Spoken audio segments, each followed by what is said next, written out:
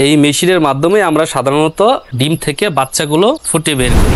এই মেশিনটা যদি আমি বেশিক্ষণ সময় খুলে রাখি তাহলে এই মেশিনের ভিতরে তাপ এবং আর্দ্রতার সমস্যা দেখা দিবে। আসসালামু আলাইকুম, মায়া বাংলা ভিডিও ইউটিউব চ্যানেলের পক্ষ থেকে সকলকে অভিনন্দন। আশা করি সকলে ভালো আছেন। তো আজকে আপনাদের মাঝে আবার চলে আসলাম আরেকটি নতুন ভিডিও নিয়ে। আর আজকের এই ভিডিওতে আপনাদেরকে দেখাবো যে আমাদের হ্যাচারির অরিজিনালি পিওর দেশি মুরগির বাচ্চা আমাদের হ্যাচার মেশিনে ফুটে বের হচ্ছে ডিম থেকে। আর আপনারা হয়তো জানেন যে আমরা বাংলাদেশের বিভিন্ন জেলাতে আমাদের হ্যাচারির দেশি মুরগির বাচ্চাগুলো সাধারণত ডেলিভারি দিয়ে থাকি এবং খামার বিষয়ে সকল ধরনের তথ্য আমরা আমাদের যে মায়া বাংলা ভিডিও ইউটিউব চ্যানেল আছে, তো এই চ্যানেলের মাধ্যমে আমরা তথ্যগুলো তুলে ধরার জন্য চেষ্টা করি। তো আজকে আপনাদেরকে দেখাবো যে আমাদের হ্যাচারিতে কিভাবে দেশি মুরগির বাচ্চাগুলো ডিম থেকে ফুটে বের হচ্ছে।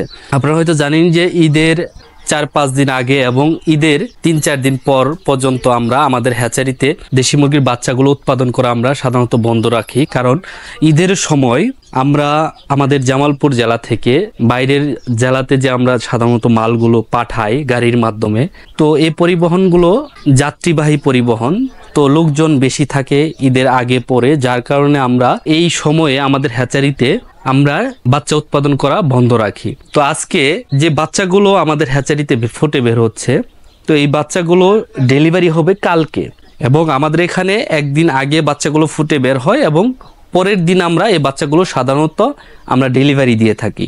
তো এখানে এই যে আমার এই যে পাশে যে হ্যাচিং মেশিনটা দেখতে পাচ্ছেন, এই মেশিনের মাধ্যমে আমরা সাধারণত ডিম থেকে বাচ্চাগুলো ফুটে বের করি। তো এই যে দেখতে পাচ্ছেন অনেকগুলো বাচ্চা এখানে ফুটে বের হয়ে আছে, এই যে ডিম থেকে বাচ্চা ফুটে বের হয়েছে।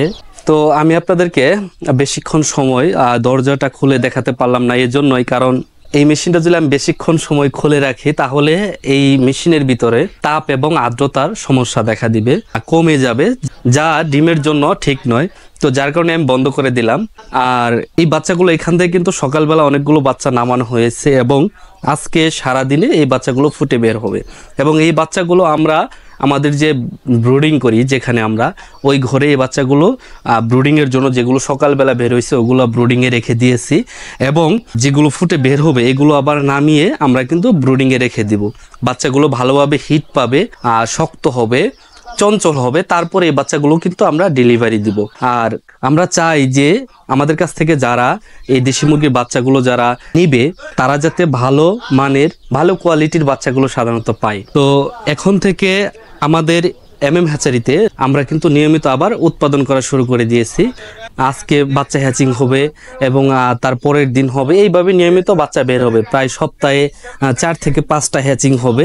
তো এইভাবে কিন্তু নিয়মিত বাচ্চা ফুটে বের হবে এবং এই বাচ্চাগুলো আমরা বিভিন্ন খামারদেরকে এই বাচ্চাগুলো আমরা দিব, বিভিন্ন জেলাতে আমরা এই বাচ্চাগুলো পাঠাবো। তো আশা করি যে যারা অরিজিনাল পিওর দেশি মুরগির বাচ্চা যারা নিতে চান, তো তারা অবশ্যই স্ক্রিনে দেওয়া যে নাম্বারটি দেখতে পাচ্ছেন এই নাম্বারে আপনারা যোগাযোগ করবেন এবং খামার বিষয়ে যে কোনো তথ্য পেতে অবশ্যই আপনারা কল করে থাকবেন। তো আজকের এই ভিডিওটি এখানেই শেষ করছি।